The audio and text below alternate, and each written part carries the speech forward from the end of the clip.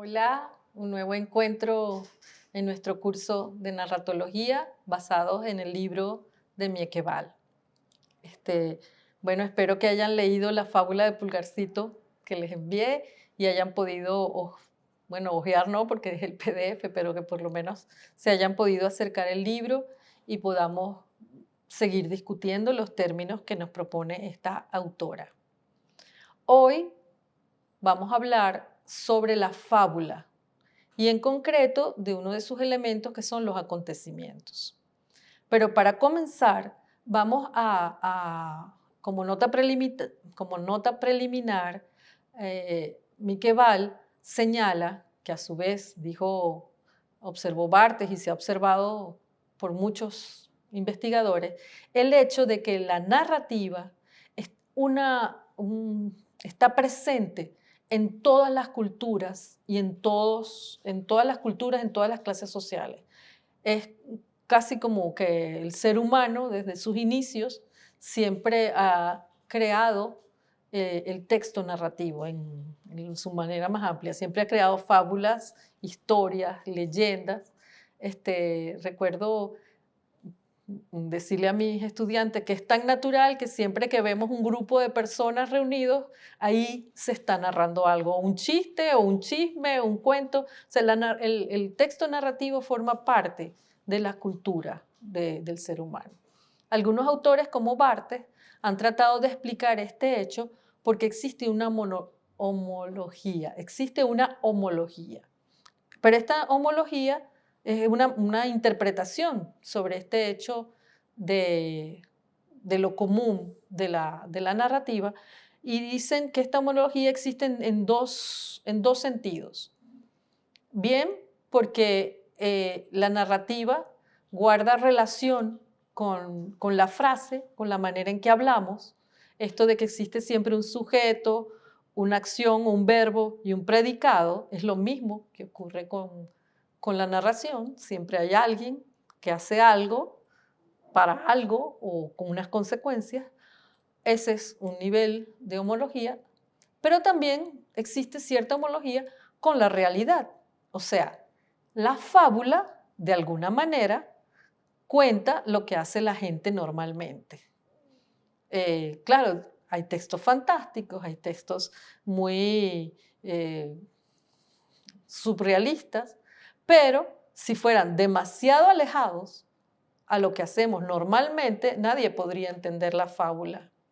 Entonces, si entendemos de la manera más amplia esta homología, creo y cree la autora que es válido. O sea, la existencia de narrativa en todas las culturas tiene que ver con esa manera en que la gente actúa normalmente. Bien.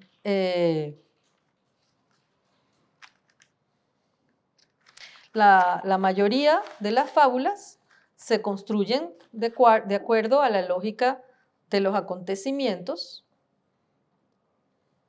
Bueno, este es el texto que ya les dije. Los textos narrativos son reconocibles como tales, se pueden encontrar en todas las culturas, en todos los niveles de la sociedad y en todos los países y en todos los periodos de la historia humana. Eso es así. Bien, y como les decía, en los textos de la fábula y de la narrativa se desarrollan de acuerdo a una lógica de los acontecimientos que se puede definir como un desarrollo de acontecimientos que el lector experimenta como natural y en concordancia con el mundo. Entendiendo esto, como les decía, de la manera más amplia. No es que todo ocurra siempre en todas partes, ni que existan estos fenómenos extraordinarios que tienen algunas películas, o simplemente cuando leemos un cuento de Cortázar, por ejemplo, por supuesto que eso no ocurre así, pero tiene una lógica. Y al leerlo, un texto de Cortázar, los cronopios, las fábulas o la continuidad de los parques o cualquiera de estos textos, sabemos que eso no sucede así en la realidad, pero guarda una lógica que somos capaces de aceptar, igual que los textos del realismo mágico García Márquez o cualquier otro tipo de texto que rompa la lógica normal o la lógica real, sin embargo, guarda una lógica en el contexto en que se desarrolla. Bien, este hecho, entonces, el que podamos aceptar ciertas lógicas que no son las reales, tiene que ver con hechos extraliterarios, tiene que ver sobre cómo nos movemos en el mundo. Bien, la fábula tiene materiales fijos y materiales mutables. Los materiales fijos con los que se construye la fábula son los objetos y los actantes. Y los mutables, dentro de los mutables están lo que vamos a desarrollar hoy, que son los acontecimientos. ¿Por qué son mutables? Porque cambian durante el texto. Y los otros son fijos porque se mantienen en todo el relato. Bien, los objetos se pueden entender no solo como actores, sino como también lugares y cosas. Y los procesos son los cambios que se suceden, los acontecimientos. Ni los objetos ni los acontecimientos pueden actuar solos. Siempre están actuando en conjunto. Están allí y lo estamos igual, como hemos dicho en la clase anterior y estamos diciéndolo hoy, estamos haciendo descripciones para análisis que normalmente no se separan, ¿verdad? Pero para comprensión y para descripción los estamos separando aquí. Bien. Cuando vamos a hacer un análisis de los acontecimientos, tenemos que seleccionar cuáles vamos a analizar. Debe haber criterios para la selección de los acontecimientos. Porque si seleccionas todos los cambios que ocurren, todo lo que pasa, se hace difícil la selección. Existe un criterio para la selección que es el criterio de cambio.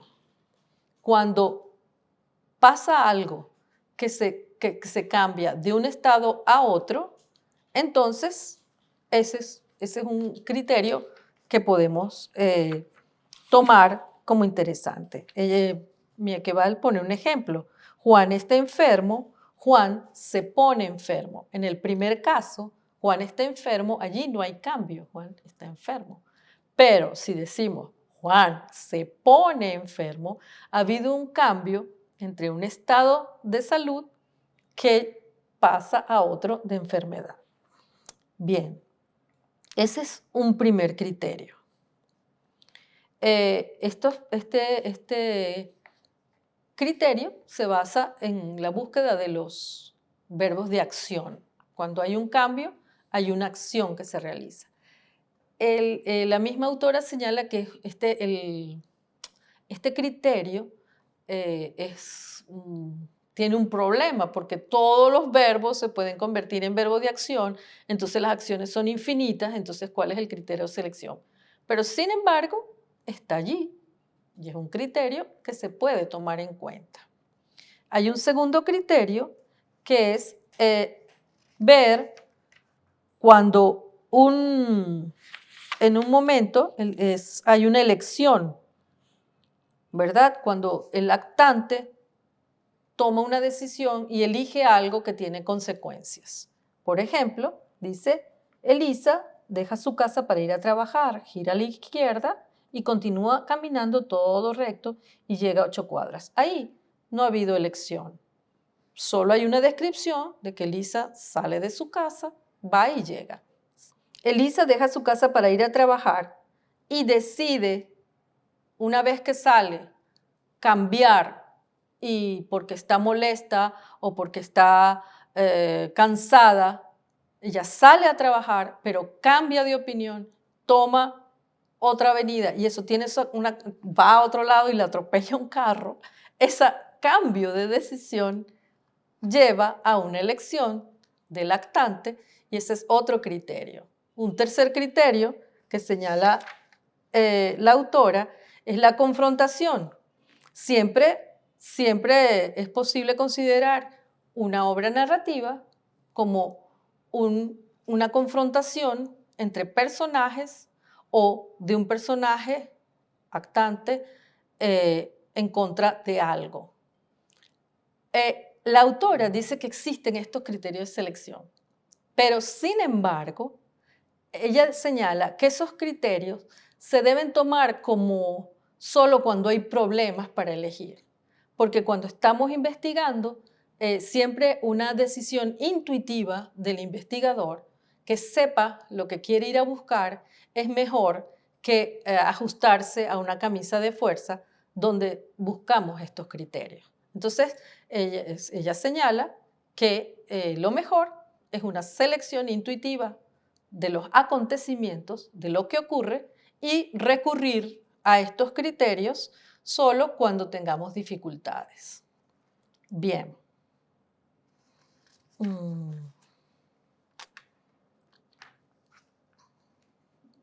Una vez que hemos decidido cuáles son los hechos que vamos a considerar como acontecimientos, podremos entonces describir las relaciones que conectan a los acontecimientos entre sí, es decir, la estructura de la serie de acontecimientos. Una forma de analizar estas estructuras es partiendo de las mismas leyes que rigen el pensamiento humano, las reglas lógicas y convencionales. Una forma de analizar estas relaciones es partiendo de las mismas leyes que rigen el pensamiento y la acción humana, las reglas lógicas y convencionales. A ver, las reglas lógicas es que siempre a una causa tiene un efecto. Si una persona dispara, lo lógico, si dispara a otra, lo lógico es que esta persona caiga, ¿verdad? O sea herida. Esa es una lógica convencional. Lo lógico es que luego existen otras reglas convencionales. La regla lógica es que una causa tiene un efecto. Si se dispara una bala, el efecto es que esta bala pueda herir a alguien. Si te tropiezas, es posible que te caiga. Y así todo. Si te pones de pie, estás parado. Si enciendes la luz, si das un switch, se enciende la luz. Esas son las reglas lógicas. Y luego hay reglas convencionales. Por ejemplo, que un obrero no puede ser una persona rica. Eso es convencional. Entonces, las acciones se rigen, los acontecimientos de la fábula se rigen también por estas lógicas convencionales. Luego tenemos la estructura del ciclo narrativo.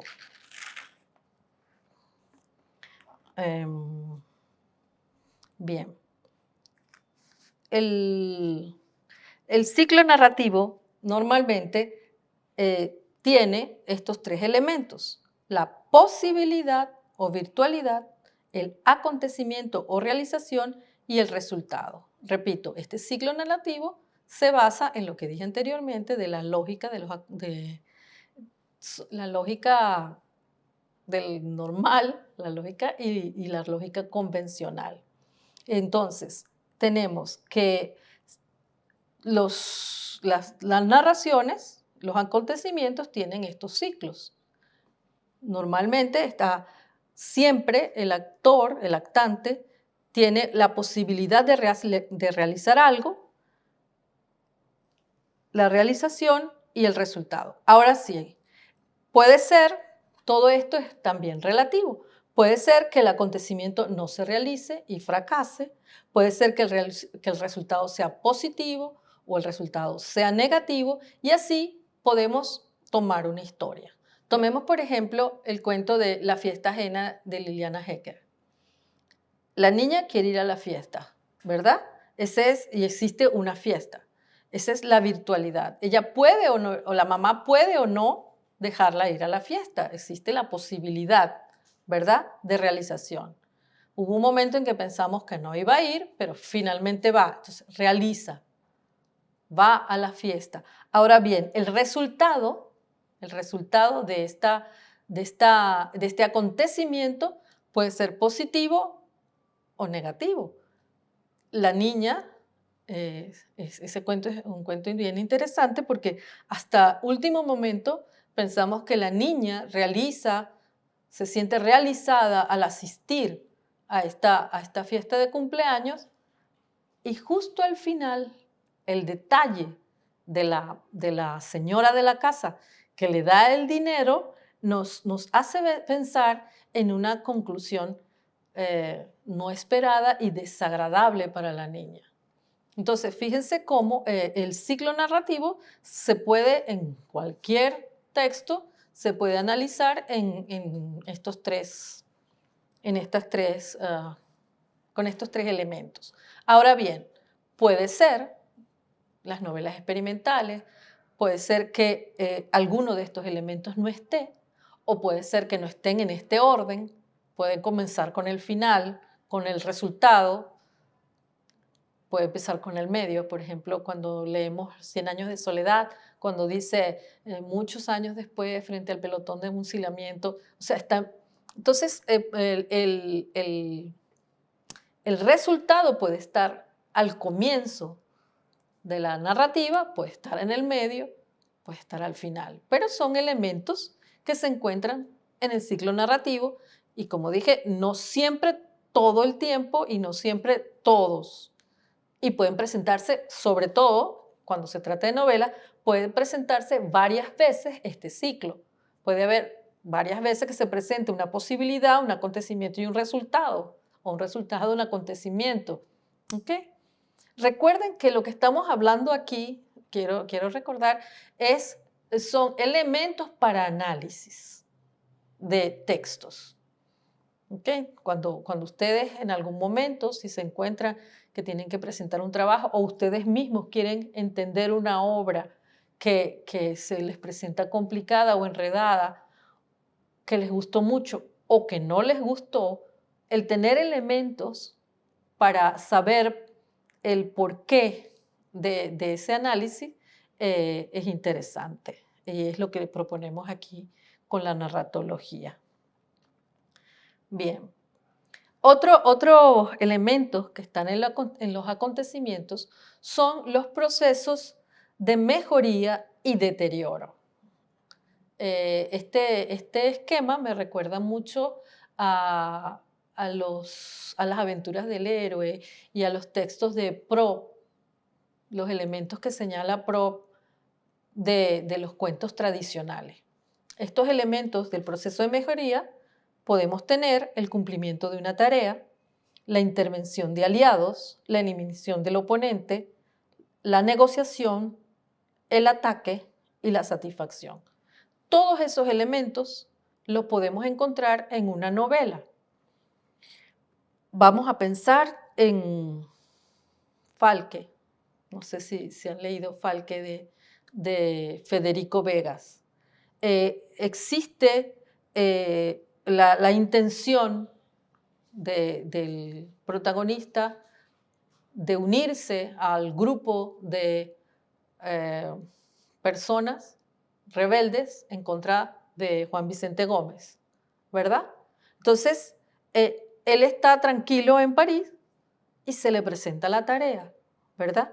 Tiene que cumplirla. Cuando logra cumplir, que no lo logra en la novela, y perdonen el spoiler, se habla de proceso de mejoría, ¿verdad? Cuando consigue a los amigos que lo invitan, tiene sus aliados. Eso, cuando logran conseguir el dinero para realizar la hazaña y consiguen el falque, eso es una negociación, ¿verdad? Y consiguen el elemento. Luego, si ellos lograran la eliminación del oponente, por ejemplo, hay escenas en la novela que sí se logra la eliminación del oponente, que el oponente no se da cuenta cuáles son las intenciones que tienen ellos para realizar su aventura. Allí hay un proceso de mejoría. Y luego está el ataque, eso es evidente, recuerden, por otro lado, bueno, cuando el ataque es cuando alguno de los actantes, el concepto está claro, ¿verdad? Se enfrenta al oponente y lo vence, ¿ok? Y cuando tiene una satisfacción en ese proceso. Recuerden que todo esto no es necesariamente físico.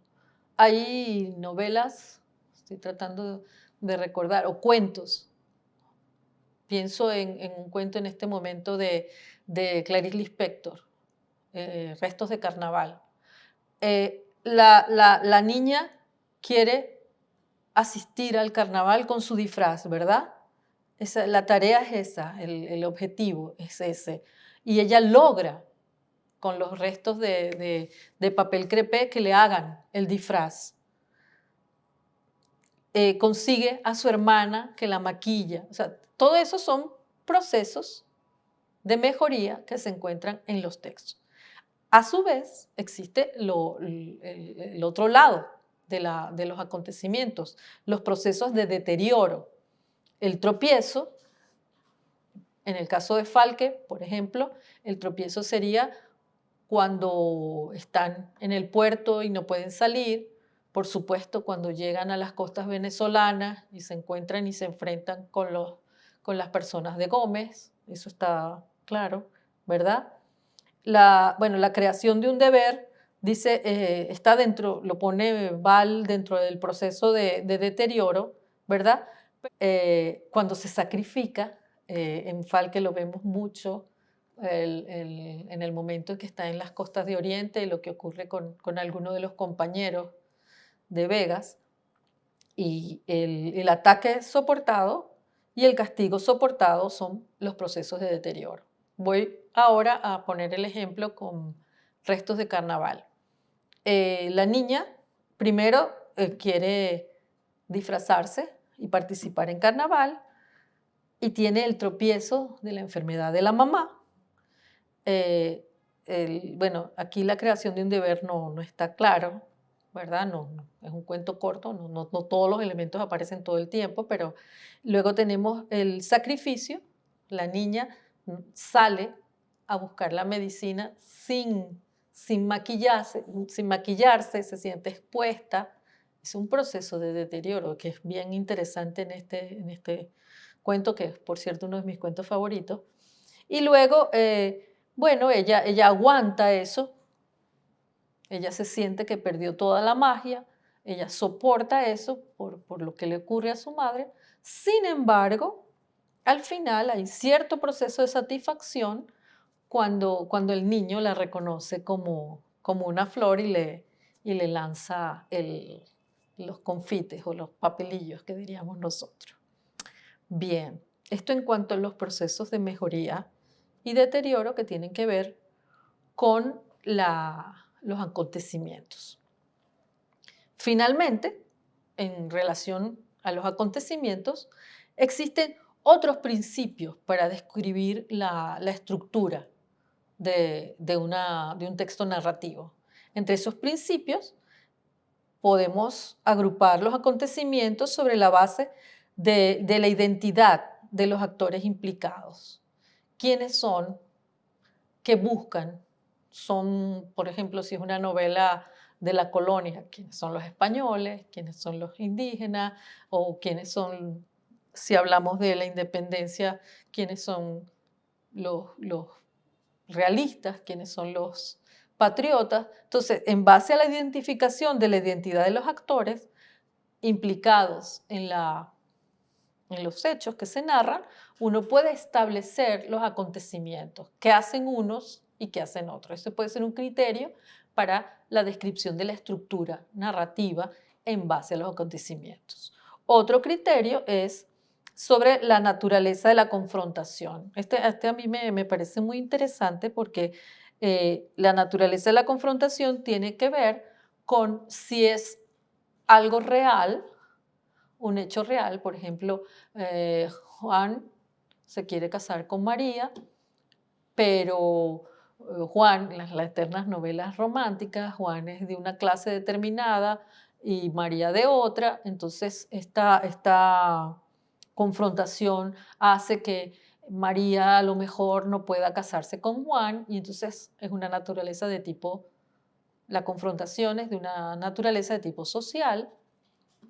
Pueden ser un grupo de estudiantes que busca lograr un objetivo de transformar la universidad, por ejemplo.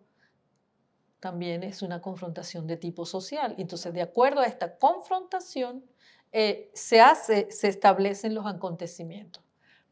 Pero también, bueno, también puede ser, volviendo a lo de la naturaleza confrontación, pensaba ahora en Doña Bárbara, por ejemplo. La confrontación no es solo con Doña Bárbara, sino todo esto de civilización y barbarie y cómo la naturaleza influye sobre el ser humano. Entonces, la confrontación también es, hasta cierto punto, cómo vencer la naturaleza, hasta cierto punto, ¿no? Cómo lograr civilizar el llano, domando la naturaleza, que es más o menos lo que quiere Santos Luzardo. Pero también hay confrontaciones de tipo psicológico que a mí me fascinan. Muchas están las novelas o los cuentos que tienen que ver muchas veces con conflictos internos del mismo actor y su confrontación es toda en sí mismo. Entonces, de acuerdo al origen de la confrontación, también podemos analizar los acontecimientos de un texto narrativo. Por último, cabe situar los acontecimientos frente al lapso temporal o los lugares en que se suceden. Por ejemplo, las novelas que narran diferentes momentos históricos. Pensaba en Solitaria Solidaria de Laura Antillano, que trata de mezclar diferentes momentos históricos. Entonces, de acuerdo al momento, hay acontecimientos que se presentan de manera distinta. Y bueno, y de acuerdo a los lugares, tenemos que si es en la ciudad, si es en el campo, esta confrontación de campo y ciudad también dan origen a ciertos tipos de acontecimientos. Bien, todos estos elementos nos ayudan a comprender la estructura del texto narrativo en cuanto a los acontecimientos. Esa es más o menos la idea de que tomemos en cuenta. Acabamos comenzar la primera reunión, hablamos en general de la introducción de la narratología, cómo aborda la narratología los textos. Después pasamos la clase de hoy a ver un primer elemento de la fábula, que son los acontecimientos, y nuestra próxima clase estaremos hablando de los actores. Entonces, hasta la próxima. Muchas gracias.